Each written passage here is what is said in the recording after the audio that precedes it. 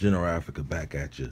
Um, this kind of, I'm doing a little kind of series on transnational, international racism. I spoke on. Uh, I spoke a little bit about racism and Mexican American community and Indians and Africans and so on and so forth. But um, like the one LVZ said, he's a good friend of mine. That's Big Bro, and I learned a long time ago that to be a great general, you must first learn how to be a great soldier. I got that from Tupac, and he's a good man, great man, and he's taught me a lot. And one thing that he said in one of his recent videos, he was talking about how the reason why he's so smart is because he don't know shit. And basically what he was getting at is that not just as a black man or a black woman, but as a human being, if you want to be able to help your community and help yourself, support your community and support yourself, and to uplift, you have to be hungry, starving for knowledge, to continue learning. And not only that, you have to be willing to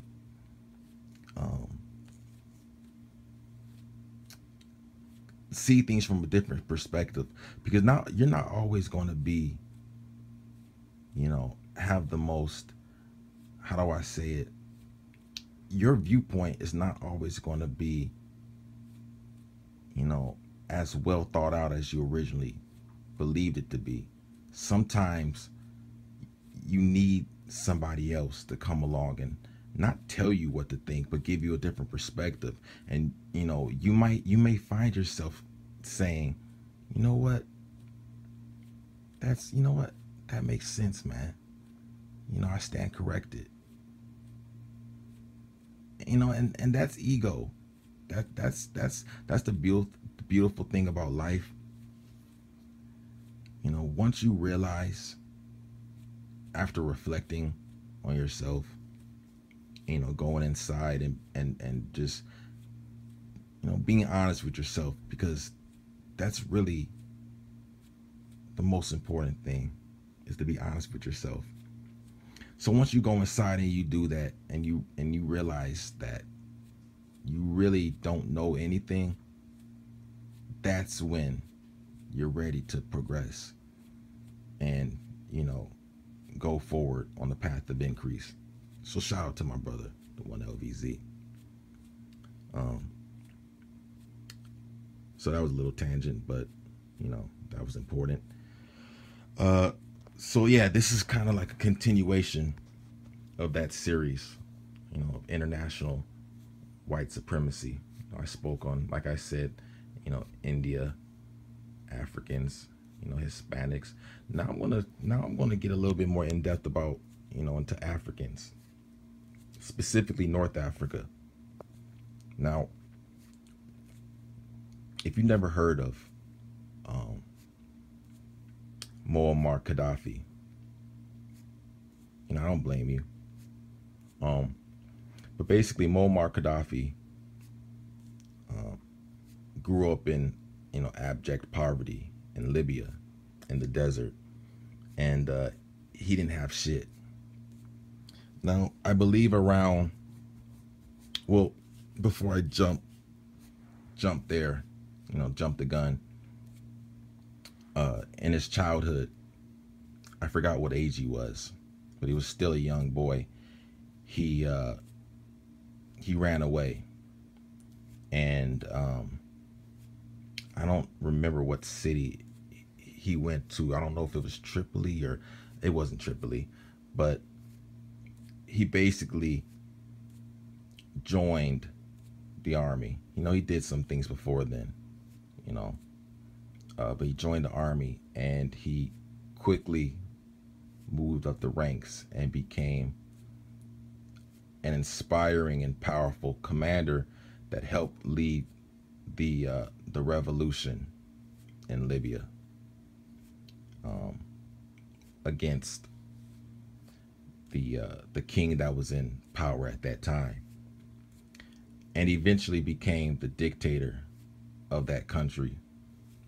Now, I'm not going to get into his sociopathic traits and his extreme narcissism and the horrible things he did within his country. You know, those have been well documented, and I suggest you read about that if you're interested in those things. You know, I like to learn about a whole bunch of different things. That's why I'm speaking on this topic right now. But what I want to get in a little bit in depth into in this video is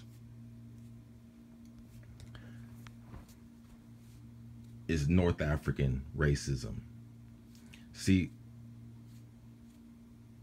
what a lot of people don't realize is that, well, I want to say a lot of people, but not enough people, you know, what they don't realize is that racism is not a phenomenon that, you know, that is specific to the United States of America. Racism is global. And the reason for that is because wherever the white man has, you know, brought his stinky, disgusting feet, whatever land he's walked on, he's brought his racist, destructive ideologies, whether it be South America, overthrowing democratic governments in South America through the CIA, and there's, that's been documented,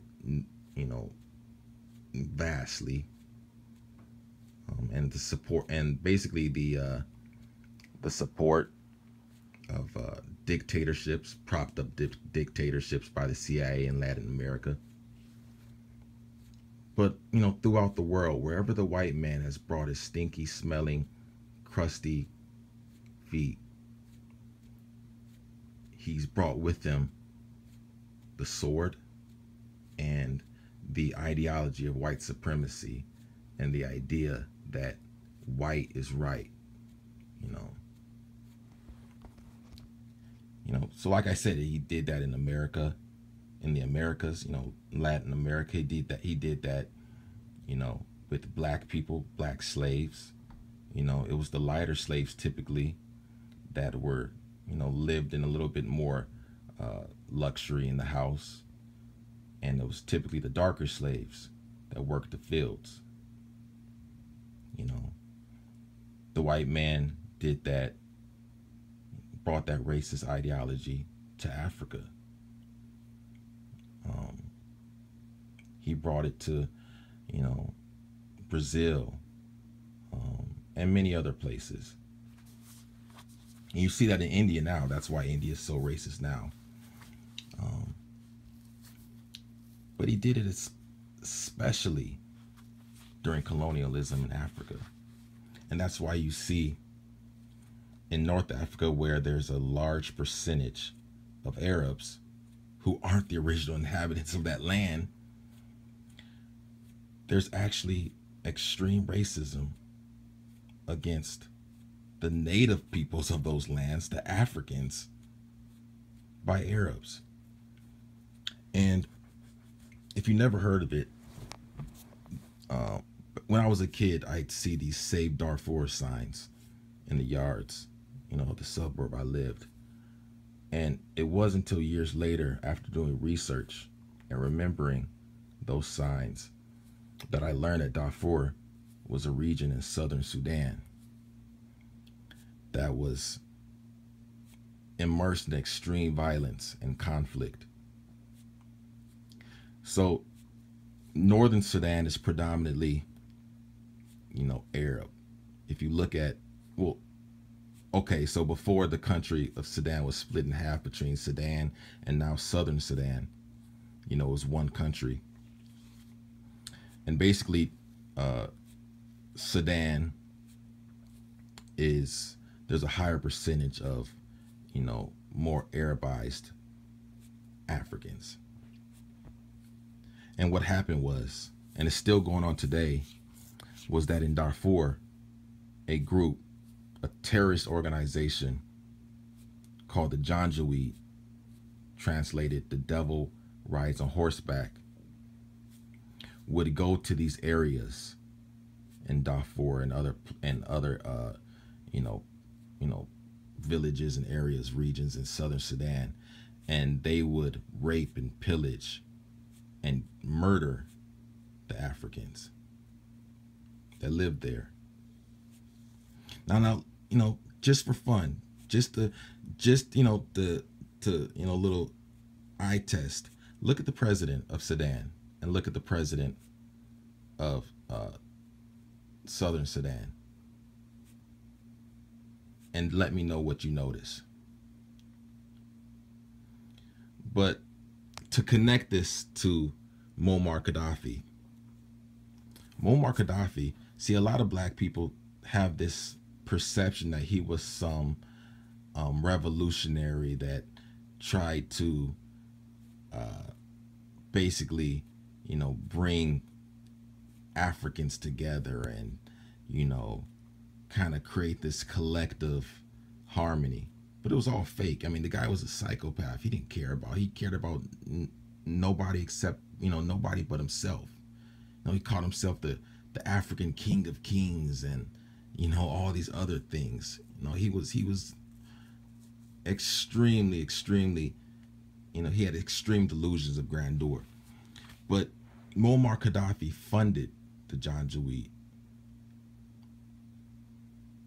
So you might find yourself asking, well, what did Muammar Qaddafi have to do with, the conflicts in Sudan and Darfur? Well, he didn't have anything to do with it. But see, when it comes to racism and racists, particularly white people, but, other groups, when they want something done, they take out their checkbooks, they check out their wallets. This guy had billions of dollars, billions. So he used that money to fund those groups. And you see that racism not only happening in, Libya and Sudan and other areas, but it's all throughout the, Northern Africa. You ask yourself, who are these white people living in friggin' what's the name? Tunisia and Libya and Morocco and other places like that? Well, those would, what you would call Berbers. They also aren't the original inhabitants of that land. But I guarantee you this, I guarantee you that if you were to look at the governments of those nations and the regimes and the news networks, you will see that the people in power, the people with influence, they're almost always of lighter skin. See, so you have to remember that racism is not specific and isolated to America, the United States of America. It's all over. So we have to come together and we have to constantly learn and grow, because the more you learn and the more intellectual curiosity you have, the more, the more you're going to be able to open up your eyes to what's going on in this world. So that was just another quick, that's we'll call it a part 2 in a series of international racism, man. And I'll be back at you soon. I'm out.